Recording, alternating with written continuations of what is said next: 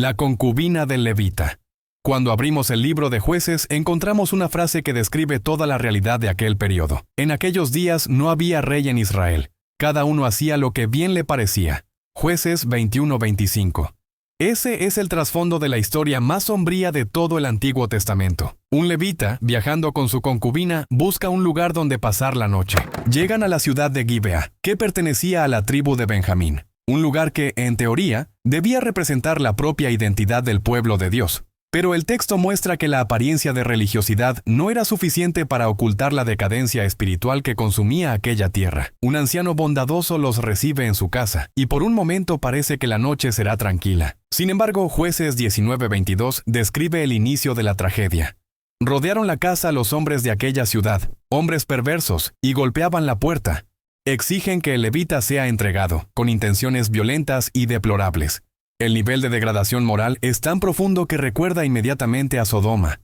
En un acto de cobardía y dureza de corazón, el levita entrega a la concubina a los agresores, y abusaron de ella toda aquella noche hasta la mañana. Jueces 19-25.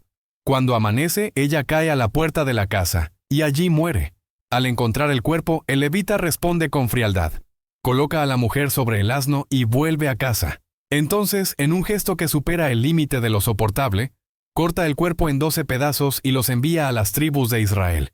El impacto es tan profundo que el pueblo declara: «Nunca tal se ha hecho ni se ha visto. Considerad esto, tomad consejo y hablad». Jueces 19-30. Esta historia no está en la Biblia por casualidad. Es un espejo, una advertencia poderosa. El texto dice que todo esto ocurrió porque Israel había abandonado a Dios. Cuando la presencia divina deja de ser el centro, cuando la palabra deja de ser la referencia, el ser humano se vuelve capaz de cualquier cosa. El corazón no transformado se hunde en tinieblas, y la sociedad se convierte en una nueva Sodoma aunque lleve el nombre del pueblo de Dios. La lección es clara. Donde Dios no gobierna, el pecado gobierna. Y donde el pecado gobierna, la vida humana pierde valor. La conciencia se endurece y la violencia se multiplica. El dolor de esta historia nos llama a un regreso a la presencia, a la santidad, a la obediencia, para que la luz de Dios impida que las sombras nos dominen. Antes de continuar, necesito decirte algo importante. Este video revelará otras historias impactantes y profundamente perturbadoras que marcaron la historia del pueblo de Dios. Relatos que no están en las Escrituras por casualidad y que cargan advertencias espirituales para nosotros hasta hoy. Y la última historia de este video trae un mensaje tan profundo que puede transformar la manera en que ves tu propia fe. Por eso te invito a ver hasta el final, a suscribirte a nuestro canal para recibir próximos contenidos bíblicos y a escribir en los comentarios cuál de estas historias te impactó más. Los sacrificios a Moloc. Entre todas las prácticas abominables descritas en la Biblia, pocas son tan horribles como el culto a Moloc. Moloc era un falso dios cananeo representado muchas veces por una estatua de metal con los brazos extendidos, dentro de la cual se encendía una hoguera. Y sobre esos brazos incandescentes se depositaban niños vivos. Es difícil imaginar que algo así pudiera ser practicado por el pueblo escogido. Pero las Escrituras registran que Israel, seducido por las naciones vecinas, llegó a repetir este ritual demoníaco. Dios había advertido de forma clara y severa: «No darás ninguno de tus hijos para ofrecerlo por fuego a Moloc». Levítico 18:21. Esto no era solo un mandamiento moral, era una declaración divina de que ese tipo de culto jamás formaría parte de la vida de un pueblo que llevaba el nombre del Señor. Pero con el paso de las generaciones, el corazón de Israel se desvió. Reyes como Acaz y Manasés, influidos por la idolatría, cometieron este acto indescriptible. Sacrificó a su hijo al fuego. 2 Reyes 16:3. Hizo pasar a su hijo por el fuego. 2 Reyes 21:6. Y Dios, a través del profeta Jeremías, revela su profunda indignación. Hicieron lugares altos para Baal, para quemar a sus hijos en el fuego, cosa que nunca mandé ni me pasó por la mente. Jeremías 7:31. La expresión «ni me pasó por la mente» revela la gravedad del pecado. No solo porque es moralmente inadmisible, sino porque distorsiona totalmente el carácter de Dios. El Señor nunca pidió sacrificios humanos. Él pidió obediencia, justicia, misericordia, fidelidad. Pero un pueblo que abandona al Dios vivo termina postrándose ante ídolos muertos, y esos ídolos siempre cobran la vida de los inocentes. La idolatría tiene ese poder. Promete prosperidad, fertilidad, protección, pero exige lo más preciado que tenemos. Y cuando el corazón humano se aleja de Dios, pierde su sensibilidad espiritual. Cosas que antes eran impensables se vuelven aceptables. Prácticas que antes causaban horror pasan a normalizarse. Todo falso Dios exige sacrificios, y el precio siempre es la vida. Pero el Dios de la Biblia es lo opuesto. Él no pide la sangre de nuestros hijos. Él entregó a su propio Hijo por nosotros. La idolatría destruye, pero la gracia restaura. Y la historia de Moloc nos recuerda, cuando el ser humano se aleja de Dios, se vuelve capaz de lo inimaginable, pero cuando vuelve a Él, encuentra perdón, restauración y vida. Canibalismo en Samaria. En 2 Reyes 6 encontramos uno de los episodios más perturbadores de toda la historia de Israel, el cerco de la ciudad de Samaria. Ben-Hadad, rey de Siria, rodeó completamente la ciudad. Ninguna comida entraba, ninguna persona salía. El hambre aumentó de tal forma que el texto registra precios absurdos. La cabeza de un asno valía 80 piezas de plata, y la cuarta parte de estiércol de paloma valía 5. 2 Reyes 6:25. Cuando el estiércol se convierte en alimento, la humanidad ha tocado fondo, pero lo peor aún estaba por venir. Un día, mientras el rey de Israel caminaba por las murallas, una mujer clamó por ayuda. El rey respondió: «Si el Señor no te ayuda, ¿de dónde te voy a ayudar yo?». 2 Reyes 6:27. Y entonces ella revela la tragedia. Esta mujer me dijo: «Da tu hijo para que hoy lo comamos. Mañana comeremos el mío». Cocinamos pues a mi hijo y lo comimos. Pero al día siguiente, cuando le dije: «Da ahora a tu hijo», ella lo escondió. 2 Reyes 6:28-29. Las palabras son tan pesadas que casi parecen imposibles, pero están allí en las Escrituras, como testimonio de cuán lejos puede caer la humanidad cuando se aleja de Dios. Al oír esto, el rey rasga sus vestiduras. El texto describe que bajo su ropa real llevaba tela de saco. 2 Reyes 6:30. Un símbolo de profundo lamento, humillación e impotencia ante la miseria del pueblo. Este episodio no está en la Biblia para impactar solo por la brutalidad. Revela algo mayor. El hambre espiritual siempre precede al hambre física. Un pueblo que rechaza la palabra, rechaza al profeta y rechaza al propio Dios, tarde o temprano cosechará las consecuencias de su alejamiento.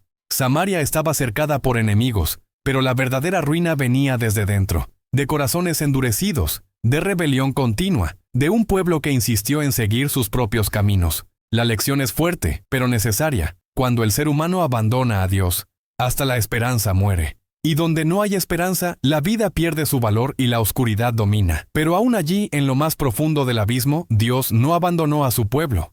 La historia continúa en el capítulo siguiente con liberación, mostrando que, incluso cuando la humanidad llega al extremo, la misericordia de Dios puede romper los muros de la desesperanza. El rey comido por gusanos. La historia de Herodes Agripa I es un recordatorio poderoso de que ningún trono humano es mayor que la soberanía de Dios. En Hechos 12 encontramos a un hombre que alcanzó gran poder político, influencia y reconocimiento. Pero detrás de toda esa grandeza aparente había un corazón intoxicado por el orgullo, y el orgullo siempre prepara el camino para la caída. Herodes se había convertido en perseguidor de la iglesia. Mandó matar a Santiago, hermano de Juan, y quiso hacer lo mismo con Pedro. Hechos 12:1-3. Su ambición crecía cada vez más, y con ella su deseo de ser exaltado por el pueblo. El texto describe un momento específico que cambió el rumbo de su vida. Herodes vistió sus ropas reales, tomó su lugar ante la multitud e hizo un discurso impresionante. Hechos 12:22 registra la reacción del pueblo. Voz de Dios y no de hombre. Aquí se revela el corazón de Herodes. Él no rechaza la adoración, no corrige al pueblo, no devuelve la gloria a Dios, la acepta, como si realmente fuera digno de ella. Y entonces, en el versículo siguiente, encontramos una de las sentencias más directas de las Escrituras. Al instante, un ángel del Señor lo hirió, por no haber dado la gloria a Dios, y comido de gusanos, expiró. Hechos 12:23. La muerte es descrita de manera humillante. Herodes muere consumido por gusanos desde dentro. Un final grotesco para alguien que buscaba grandeza. Herodes sufrió durante días, retorciéndose de dolor. Una agonía física que reflejaba la degradación espiritual en la que vivía.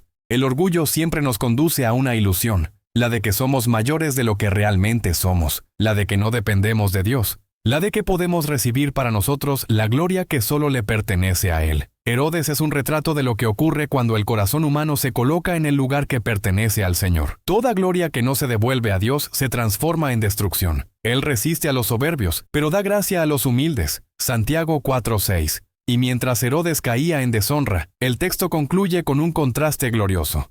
La palabra de Dios crecía y se multiplicaba. Hechos 12:24. El hombre se levanta y cae, pero la palabra permanece para siempre. Ezequiel y el pan cocido en excremento. En Ezequiel 4, Dios ordena algo que a primera vista parece extremo. Primero, el profeta debía acostarse de lado durante meses, representando el peso del pecado de la nación. Ezequiel 4:4-8. Luego debía construir una maqueta de Jerusalén sitiada, simbolizando el cerco que vendría a manos de Babilonia. Pero el mandamiento más perturbador aún estaba por venir. Comerás pan y lo cocerás sobre excremento humano. Ezequiel 4:12. En la cultura judía, regida por leyes de pureza, esto era impensable. La impureza ritual era una de las mayores que alguien podía experimentar. El pan, símbolo de sustento, ahora sería preparado de manera degradante. Ezequiel, horrorizado, clama: «Ah, Señor Dios, nunca me he contaminado. Jamás comí carne impura». Ezequiel 4:14. La respuesta divina es un gesto de misericordia en medio del juicio. Te concedo que uses estiércol de vaca en lugar de excremento humano. Ezequiel 4:15. Pero el significado seguía siendo el mismo. Dios explica en el versículo siguiente: «Así comerán los hijos de Israel su pan inmundo entre las naciones a donde los arrojaré». Ezequiel 4:13. Cada detalle de la representación revelaba el futuro espiritual y físico del pueblo. El pan medido, hambre.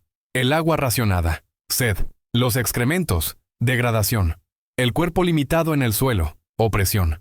La ciudad en miniatura sitiada, el juicio que se acercaba. Dios estaba mostrando que, así como ese pan era preparado de forma vergonzosa, así sería la vida de Israel en el exilio. Un periodo de humillación, escasez y deshonra, consecuencia de años de rebelión e idolatría. Esta historia es perturbadora porque rompe nuestra idealización religiosa. Nos recuerda que el pecado no es solo teórico, produce consecuencias concretas, dolorosas y degradantes. El pecado promete libertad, pero siempre termina en suciedad y esclavitud.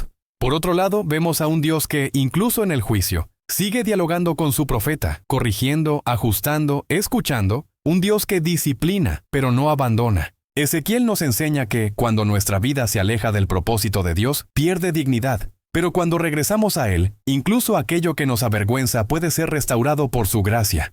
Amnón y Tamar. El episodio de Amnón y Tamar es una herida abierta dentro de la casa de David, el hombre conforme al corazón de Dios, y nos recuerda que el pecado, cuando no es tratado, corroe incluso a las familias más honradas. La narrativa comienza con Amnón, hijo de David, tomado por un sentimiento que el texto llama amor, pero que pronto se revela como obsesión. Según Samuel 13:2, describe que Amnón angustiaba hasta enfermar, no porque amara a Tamar, su hermana, sino porque deseaba lo que no le pertenecía. La carne, cuando no es domada, convierte el deseo en enfermedad. Con la ayuda de un mal consejero, arma una situación para quedar a solas con Tamar. El texto dice: Tamar era una joven muy hermosa. 2 Samuel 13:1. Pero más que bella, era virtuosa, obediente y sensible. Al percibir la intención pecaminosa de Amnón, ella suplica: «No, hermano mío, no me fuerces. Tal cosa no se hace en Israel». 2 Samuel 13:12. Sus palabras revelan la conciencia espiritual que Amnón había perdido. Mientras ella apela a la honra, él cede al pecado, y entonces ocurre lo que el texto registra con dolor y sobriedad. Él, siendo más fuerte, la forzó. 2 Samuel 13:14. Inmediatamente después, el amor de Amnón se convierte en repulsión.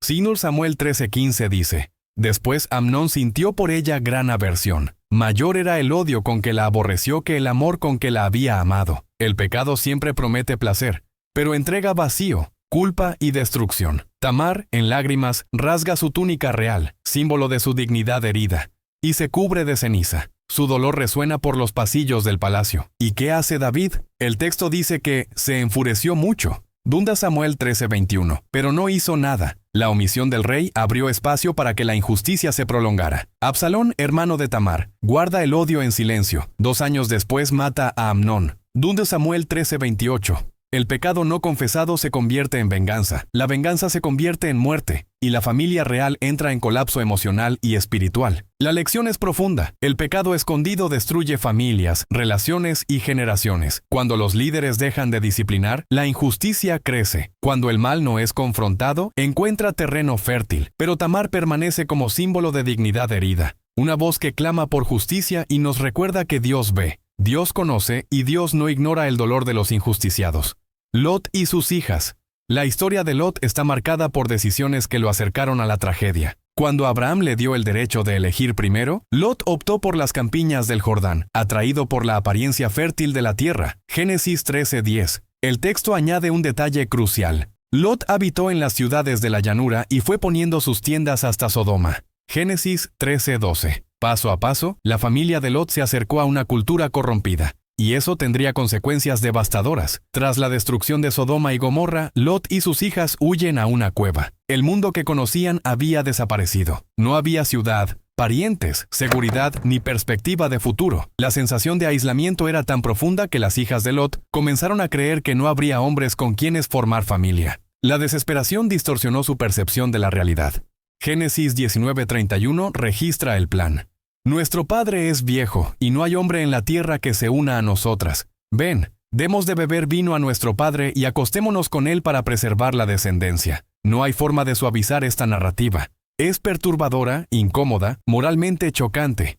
La actitud de las hijas no nació de perversión inmediata, sino de una desesperación moldeada por años viviendo inmersas en una cultura distorsionada. Ellas salieron de Sodoma, pero Sodoma no había salido de ellas. El texto continúa, y dieron de beber vino a su padre aquella noche, y entró la hija mayor y se acostó con él. Génesis 19:33. La noche siguiente repiten el acto. Lot, embriagado, no percibe lo que ha ocurrido. Los hijos que nacieron de estas uniones, Moab y Ben-Ammi, se convirtieron en los patriarcas de los moabitas y los amonitas, dos pueblos que tendrían larga historia de conflicto e idolatría frente a Israel. Esta historia no está en la Biblia para impactar por impactar. Es un testimonio de las consecuencias de vivir demasiado cerca de aquello que destruye. Lot eligió vivir cerca de Sodoma, luego dentro de Sodoma, y al final Sodoma vivió dentro de su familia. La lección es clara: el ambiente moldea el corazón. Decisiones aparentemente pequeñas pueden llevarnos a lugares espiritualmente peligrosos. Muchas veces creemos que podemos convivir con la cultura a nuestro alrededor sin ser afectados, pero la historia de Lot muestra que lo que toleramos hoy puede dominar nuestro hogar mañana, y aún así vemos un destello de esperanza.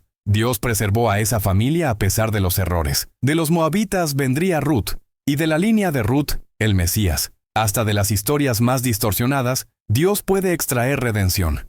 Jefté y su hija. Entre todas las historias perturbadoras de la Biblia, pocas cargan un peso emocional tan profundo como la de Jefté y su hija. No es violenta como Jueces 19, ni moralmente distorsionada como Génesis 19, pero está marcada por algo igualmente devastador: el celo sin entendimiento. Jefté era un líder improbable. Hijo de una prostituta, rechazado por sus hermanos, expulsado de su casa, creció lejos de la comunidad, marcado por la vergüenza y la exclusión. Jueces 11:1-3. Pero Dios, en su soberanía, lo levantó como libertador de Israel. El Espíritu del Señor vino sobre él. Jueces 11:29. Y Jefté fue llamado a enfrentar a los amonitas, pero antes de la batalla hace una promesa impensada: si me entregas la victoria, aquello que salga por la puerta de mi casa a recibirme, lo ofreceré al Señor.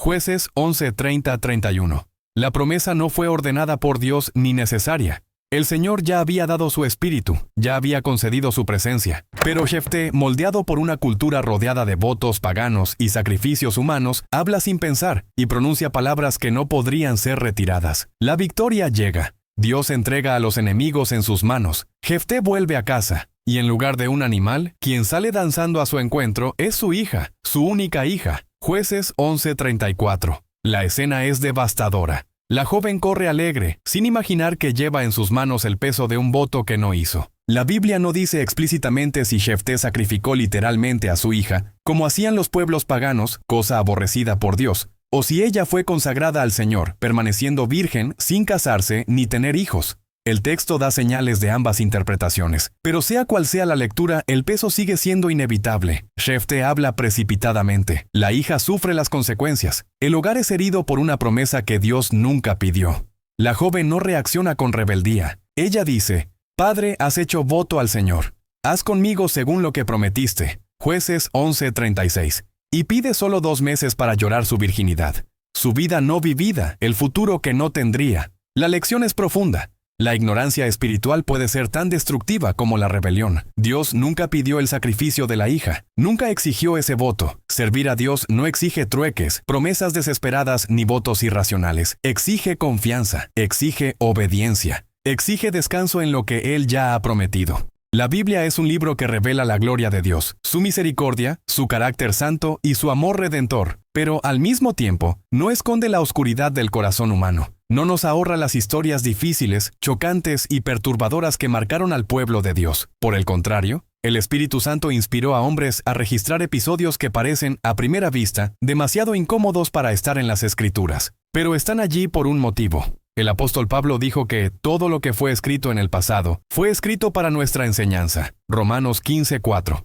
Eso significa que incluso las páginas más oscuras contienen luz, incluso los episodios más pesados contienen advertencia, y aún las escenas más perturbadoras contienen gracia, la gracia de recordarnos cuánto necesitamos a Dios. Vivimos en un tiempo en que muchos prefieren ignorar los textos difíciles y destacar solo los más suaves, pero la Biblia es honesta, íntegra y profundamente realista. Muestra al ser humano como es y muestra a Dios como Él es. Y muchas veces la mejor manera de comprender la grandeza de la redención es confrontar la profundidad de la caída. Que estas narrativas difíciles despierten en nosotros un corazón vigilante, humilde y dependiente. Y que, al contemplar la caída humana, seamos llevados a buscar aún más intensamente a aquel que es la luz del mundo. Jesucristo, en quien no hay ninguna tiniebla. Juan 8:12. Si estas historias hablaron a tu corazón, si despertaron reflexión, temor, arrepentimiento, o simplemente abrieron tus ojos a la seriedad del pecado y a la grandeza de la gracia de Dios,